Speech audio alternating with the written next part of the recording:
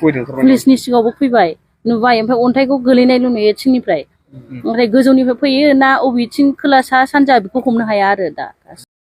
Hello स्नाफोर good morning फुंबिलिनि बयनिसिमबो खुलुमनाय बावहरबाय आसा खालामो नोंथांमोना बयबो मोजां दङ आरो आं बैसोनो मोजां दङ दिनै फुंजा नोंथांमोनखौ आंनि मोनसे गोदान भिडिअ आरोबाव खनसे बरायहरलायबाय बिदिब्ला नोंथांमोना दिनै भिडिअखौ जोबजासे नायलांदो आरो आंनि चेनेलखौ सोरबाफोर गोदानै नायसनदोंबा अन्नानै चेनेलखौ साबस्क्राइब खालामलांबानो जाबाय आरो लोगोसे भिडिअखौ मोजां मोनदोंब्ला लाइक शेयार कमेन्ट खालामदो सनाफोर बे भिडिअआव आङो जेबो ब्लग भिडिअ शेयार खालामा सनाफोर मोनसे सोमोनांथाव जाथायसो नोंथांमोननो एसे शेयार खालामनो नागिरदों आङो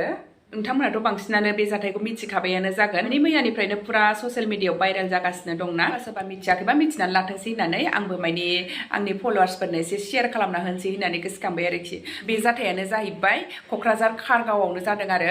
आंनि लोगो जया होननायनि न'खरावनो जादों बिसिनि न'आव माने अन्थाइयानो हारसिंनो गोग्लैफैबाय थायो जाहैदों अन्थाइया नैसिनै बाथुलजों गावग्रा बायदिनो आरोखि हारसिङैनो गोग्लैफैबाय थायो जाहैदों 5 मिनिट फर बा 10 मिनिट फर बेबायदि गोग्लैफैबाय थायोनो ओमफ्राय मा बिथिंनिफ्राय फैयो बेखौबो हमनो हाया जाहैदों ओमफ्राय साइडआबो फारसेथिंजायल' सानजा साइडथिं होन्दोंमोन नामाथाय बिथिंल' फारसेथिंजायल' गोग्लैफैबाय थायो जाहैदों मा होननानै बुंथावगौ नायनाय सनाफोर सोमोनांथाव आरोखि फोथायनोनो गोब्राब मोनलायो आरो ओमफ्राय बे जाथाया दानिल' नङा जाहैदों थांनाय फेब्रुवारि दाननिफ्रायनो जादोंमोन जाहैदों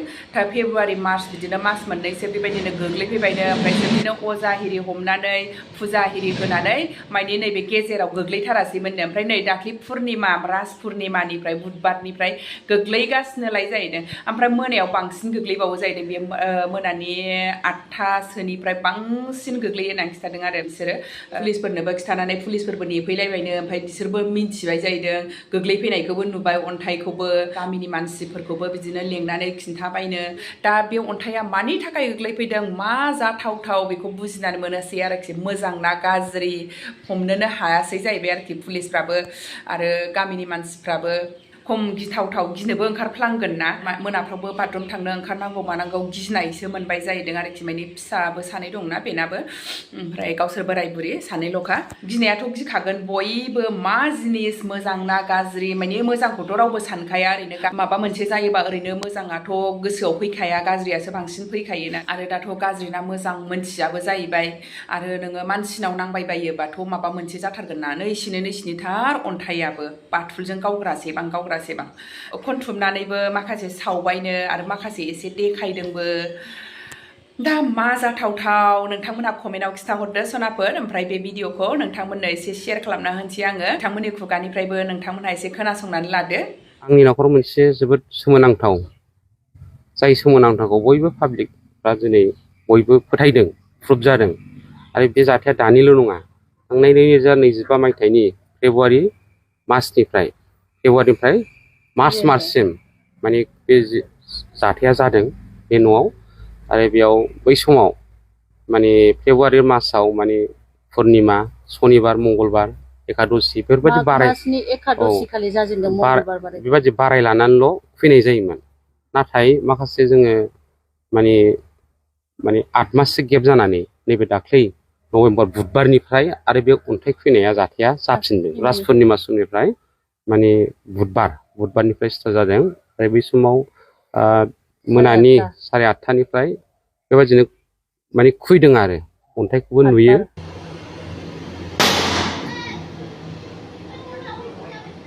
उल्था जायो नालाय ओंखायनो बे डिजाइनखौनो ओरै होनानै गेजेरखौनो होदो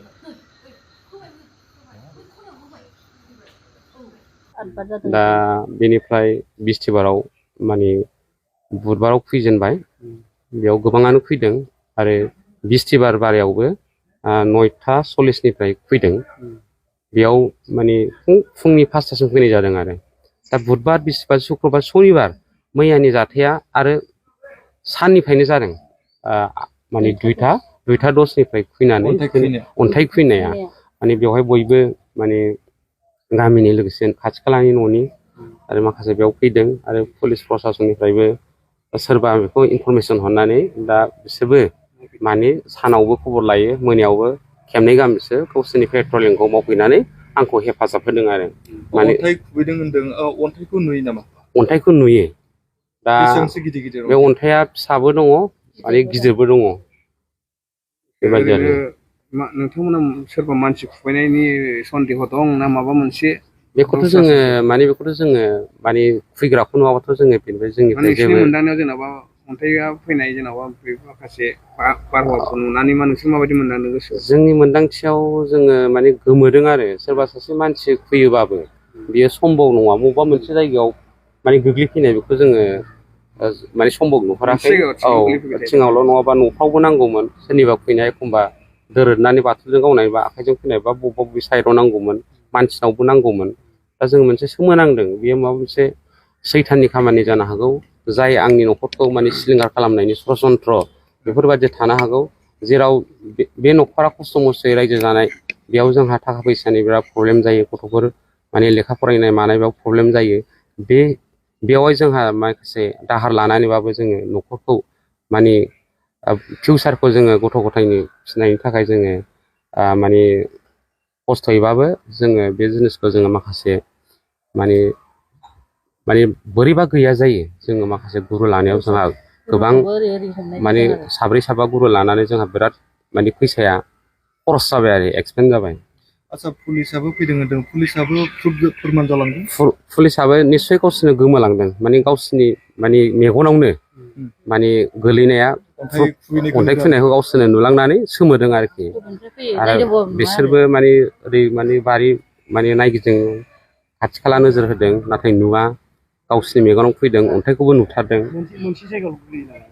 अन्थाइआथ' माने सोब फैनाया बियो जोंनि नोजोराव ओरै सोनाब लाइननिफ्राय फैयो आरोखि ओमफ्राय बे साइडआवल' गोमो आरोखि एखमबा सिलायावबो बैफ्रावबो गोलैफैयो थुलसियाव गोलैफैयो आरोखि खिन्थु न'नि थिङाव नांफैनाय जायाखै। आচ্ছা अन्थाइ खुबैनाया खेबसेल' खुबैयो ना बले एकदम माने एखमबा 5 मिनिट फरे बिदिनो फैयो एखमबा 10 मिनिट एखमबा आधा घन्टा बिदिनो फैयो आरोखि। नुबायना सनाफोर नोंथांमोनहा भिडिअखौथ' दा मा होननांगौ जाखो बे अन्थाइखौ सनाफोर नोंथांमोनहा एसे कमेन्टआव खिथाहरलायलायदो नोंथांमोननि बबेथिंबाफोर मोजां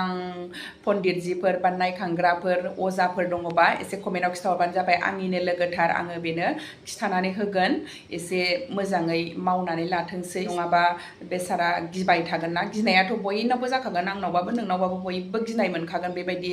रेस्ट गैयै अन्थाइ गोरलैलाबायनायखौ माने आङो जेब्ला निउसखौ नुगोरदोंमोन होनबा आया मा आंनि लोगो बायदि जाखो सानदोंमोन आरोखि आङो बे जयाखौ माने आङो बेनि हाजबेन्डखौथ' बारा गोसोआव गैया ओमफ्राय आङो गोसोआव सानबाय आरो ना आंनि लोगोनि बिब'सो सानबाय माने आङो खारगावखौनो कारिगाव बायदि मोनफ्लांदोंमोन फार्स्टआव ओमफ्राय दाना दहाय फुङाव आरो नायफिन नुबावबाय आङो होमबा खारगाव होनबाय ओमफ्राय होमबा रोखा नामखौबो खोनाबाय आङो जया होननाय आंनि लोगोसो सानबाय आङो ओमफ्राय आंहाबो बोरैबा मोनखांलायबाय आरोखि आयौ बोरै बिनि न'खरावसो बेबायदि जाखो सानफ्लांबाय ओमफ्राय आंबो एसे शेयार खालामसै होननानै शेयार खालामबाय आरो बिदिब्ला दिनै भिडिअ एसेनोसै सनाफोर भिडिअखौ नायनो थाखाय बयनिसिमबो थेंक इउ गोजोन्थों बाय बाय।